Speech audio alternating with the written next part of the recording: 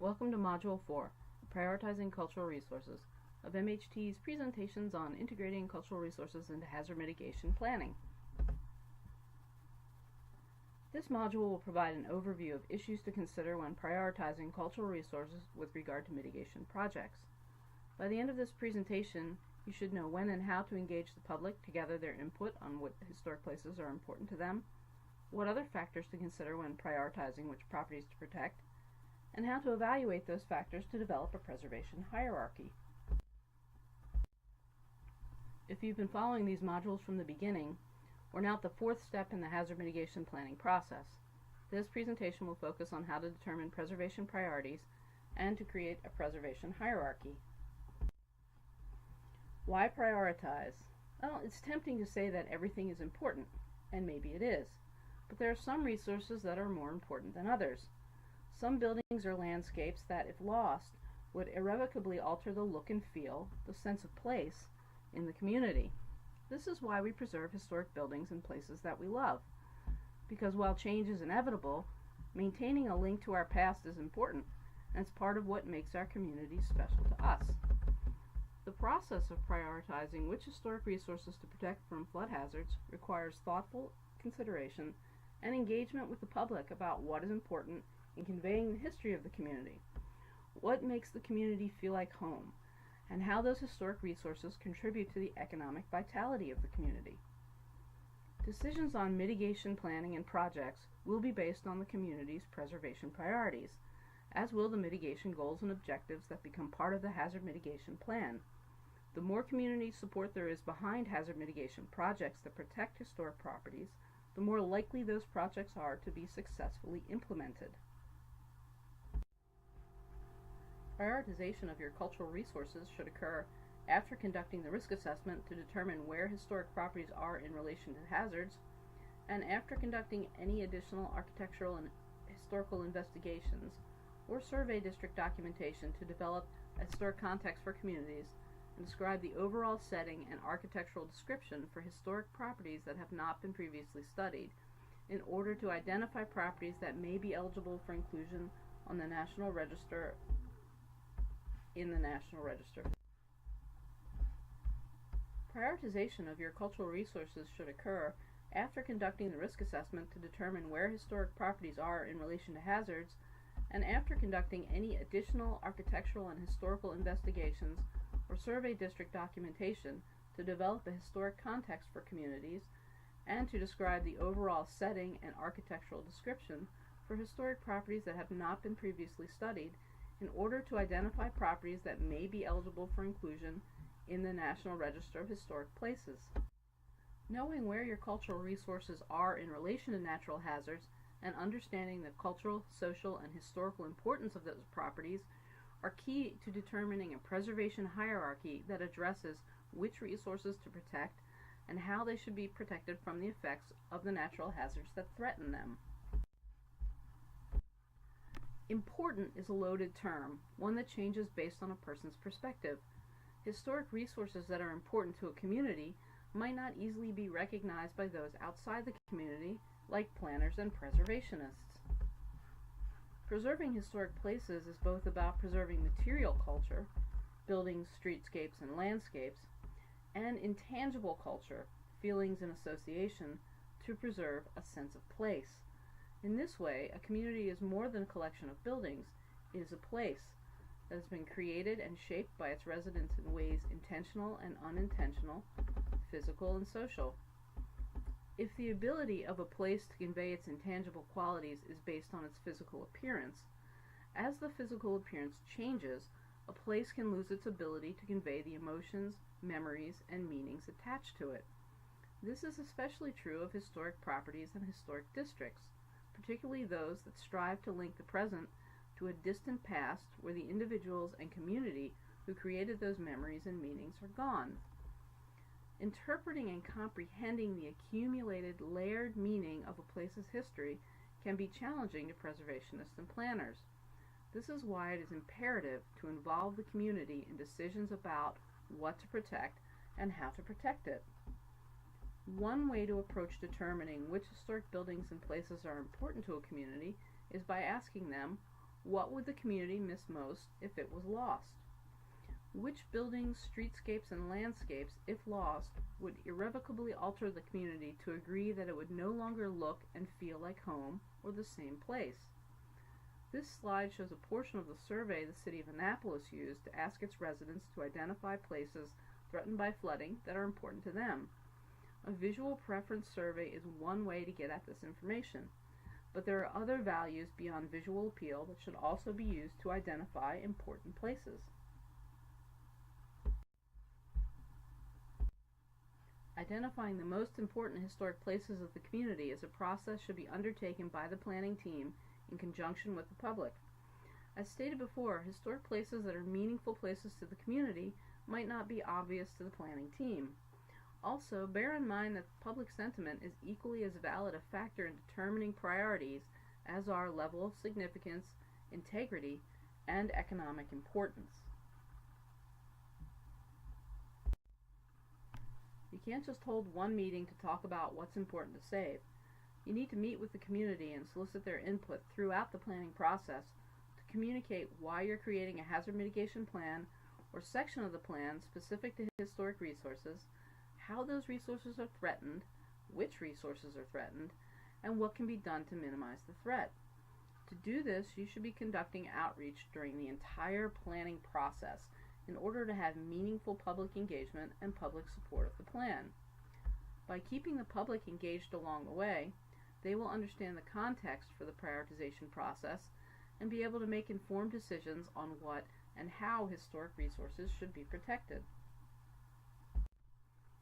Priorities can include different types of resources as well as buildings, such as infrastructure like bridges or roadways, cultural landscapes like working waterfronts or agricultural fields, or even repositories of artifacts, archives, and archaeological resources.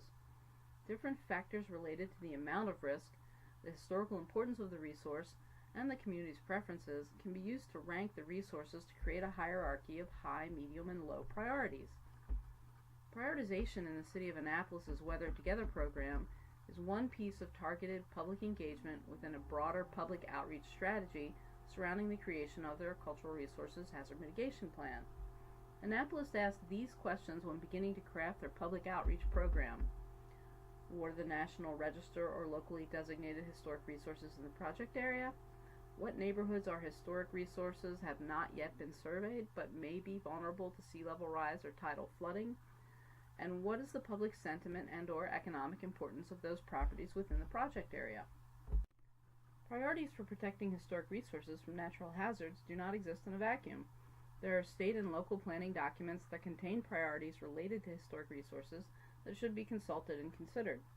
Aligning priorities across planning documents will help develop mitigation actions for historic resources that are integrated with existing planning programs and initiatives, and may also help to identify additional sources of funding for mitigation actions beyond the traditional hazard mitigation project funding sources. Because these plans have gone through a similar vetting process with state and local government in terms of public engagement, it should be easier to garner support for the mitigation actions developed based on a prioritized list of historic resources. The more community support there is behind hazard mitigation projects that protect historic resources, the more likely these projects are to be successfully implemented. In integrating historic properties and cultural resource considerations into hazard mitigation planning, FEMA Publication 386-6, FEMA provides a method for determining community value based on the 6 factors listed on this slide. However, it should be noted that the FEMA guidance does not provide a method for assigning value to unstudied resources, so it is up to the planning team to decide how to do this. This is an example of one method that can be used to determine community value for historic properties that are vulnerable to natural hazards. In keeping with FEMA's guidance, for historic designation, you should consider what value you place on if a resource is listed in or eligible for listing in the National Register of Historic Places, or if it is a contributing resource in a National Register listed historic district. Similarly, what value will you place on a locally designated historic building or a contributing building in a locally designated historic district? Also keep in mind that, as mentioned previously, many resources have yet to be studied, and although they may be important, they are not designated. But this does not mean they are of a lower value than nationally or locally designated resources. geographic context of significance relates to where the property you're evaluating derives its significance, at a local level, a state level, or a national level. This is also known as the historic context. For example, is the property important in conveying the history of how a town or community developed? Is it a place where an event occurred that is important in the history of Maryland? Does the property derive significance to the nation as a whole, for example, the masterwork of an American architect? Or is the geographic context of significance unknown? For the purpose of assigning value to the level of significance factor, FEMA recommends these three levels of value. High being an exceptional property or resource important to maintaining the unique character of a community, medium being an important representative example which contains some unique details, and low as being important, but other representative examples exist in the community. Public sentiment is based on the input you receive during the public engagement events about which properties the members of the community felt were important in conveying the history and heritage of the community, and or places that, if lost, would alter the community's sense of place. Economic importance should consider both properties that are economic drivers as tourist destinations or centers of commerce, but also properties that could be eligible for historic tax credits and other incentives for their rehabilitation. In other words, properties that could spur revitalization and reinvestment in the community. Degree of integrity is based on the ability of a property to convey its significance through its physical appearance. You may also wish to consult Preserve Maryland, the statewide preservation plan, your local preservation plan, and your comprehensive plan to see if they have information that will help in determining value or setting preservation priorities. Once you've got your list of historic resources, you can use worksheet number 4, Determine Community Value for Historic and Cultural Resource Assets, in FEMA Publication 386-6 to evaluate each of the 6 factors. Historic designation is divided between National Register, local, or not listed. Keep in mind that this factor does not necessarily correlate into a value for ranking purposes. Geographic context is national, state, or local, and level of significance, public sentiment, economic importance, and degree of integrity are all ranked according to high, medium, or low. You may want to consider weighting the factors depending on priorities communicated at the public meeting, information on prioritization that you found in other planning documents, and the planning team's priorities. Based on the ranking assigned for the 6 factors, determine the overall community value for each resource. At the end of the process, you will have a list of resources that are ranked into categories of high, medium, or low community value. This method has the advantage of being vetted by FEMA. The disadvantages of FEMA's approach include the need to be led by a historic preservation professional or someone with experience in historic preservation, that it prioritizes cultural resources listed in the National Register over locally designated properties and unstudied cultural resources, and it shifts the prioritization process more heavily towards the planning team's priorities than the community's priorities.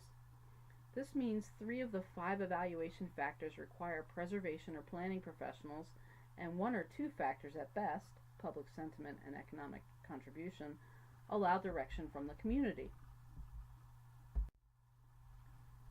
FEMA encourages communities to consider these 6 categories as priorities when developing their hazard mitigation plan. Critical facilities are defined as those facilities that are critical to the safety, health, and welfare of the population and that are especially important following hazard events.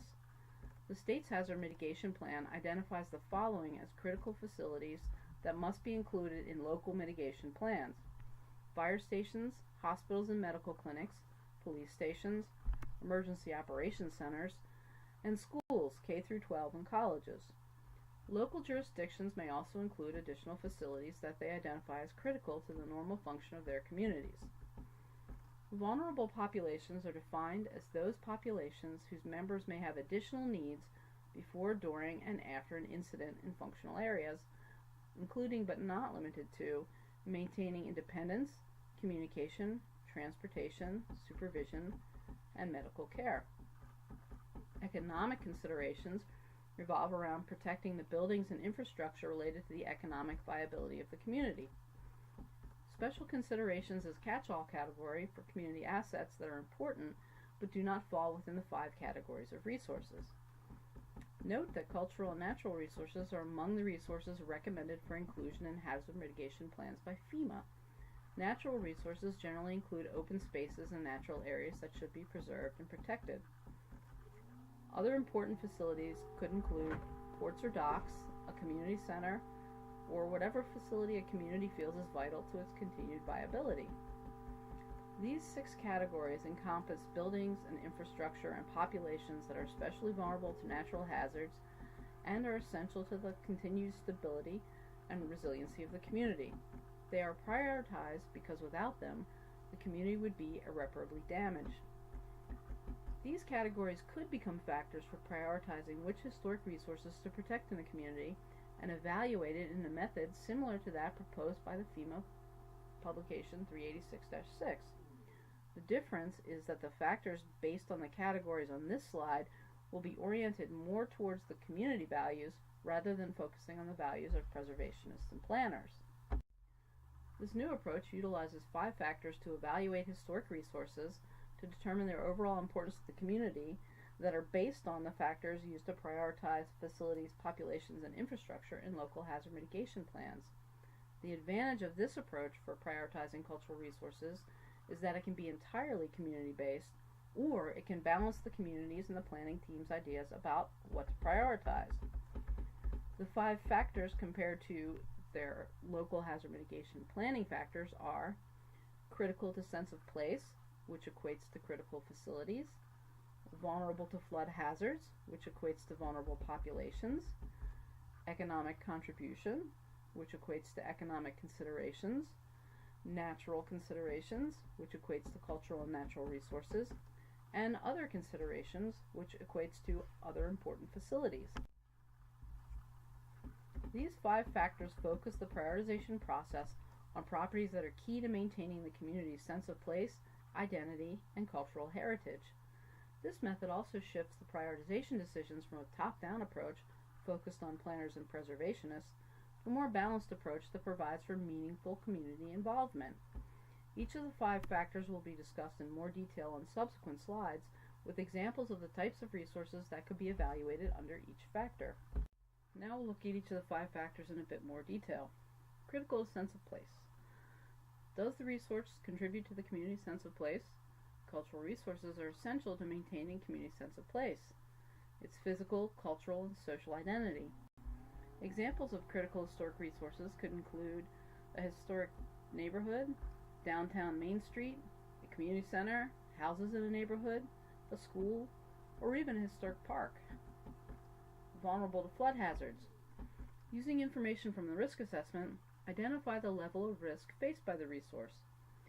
Risk should be defined before beginning the prioritization process, and the definition for risk should be consistently applied to each resource that is evaluated. Risk can be defined as a range of possibilities. For example, high risk could equate to the total destruction of the resource, to 50% or more damage to the resource, where the cost to return the resource to its pre-damaged condition would equal or exceed 50% of the resource's pre-damaged market value. Moderate risk could equate to less than 50% damage to the resource, and low risk could be equal to little or no damage. Or we could take a different tactic. High risk could also be defined as all resources in the 100-year floodplain, moderate risk as all resources in the 500-year floodplain, and low risk as all properties beyond the 500-year floodplain. Or a third definition might be that high risk is all properties in V zones and within the limit of moderate wave action.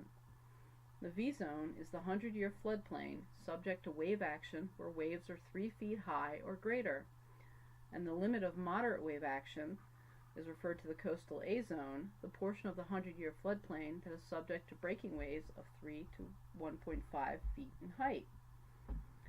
Moderate could equate to properties located in portions of the 100-year floodplain subject to waves that are less than 1.5 feet high, and low risk could be properties in the 500-year floodplain. Economic contribution. Does the resource contribute to the economy of the community? Is the resource an economic driver in the community, such as tourist destinations, historic neighborhoods, or downtowns where revitalization is occurring? Examples of resources that contribute economically to a community could be a historic marketplace, such as the Annapolis Market House, or a destination like the Chesapeake Bay Maritime Museum.